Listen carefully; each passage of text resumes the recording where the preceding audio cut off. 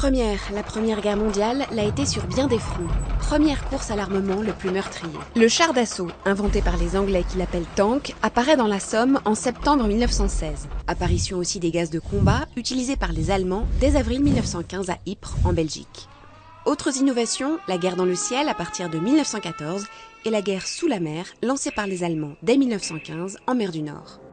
Plus d'1,3 milliard d'obus sont tirés durant le conflit, illustrant la place essentielle prise par l'artillerie, avec notamment la fameuse Grosse Bertha. Les bombardements causent 70% des victimes militaires.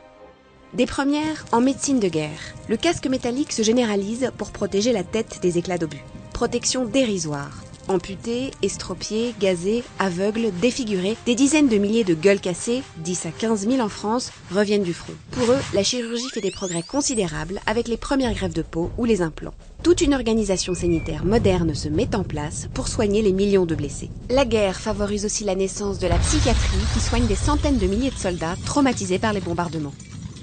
Première guerre médiatique. L'ensemble des belligérants crée des offices de censure et de propagande. Affiches, journaux, BD, photos, sans oublier le tout jeune cinéma, tout est bon pour fortifier le sentiment national et diaboliser l'ennemi, y compris les censeurs qui traquent les subversifs dans les théâtres et music-halls.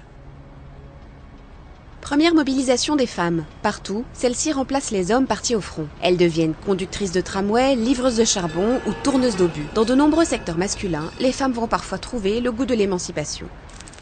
Première organisation internationale. Le traité de Versailles crée en 1919 la Société des Nations, ancêtre des Nations Unies, mais qui ne parviendra pas à empêcher la Seconde Guerre mondiale.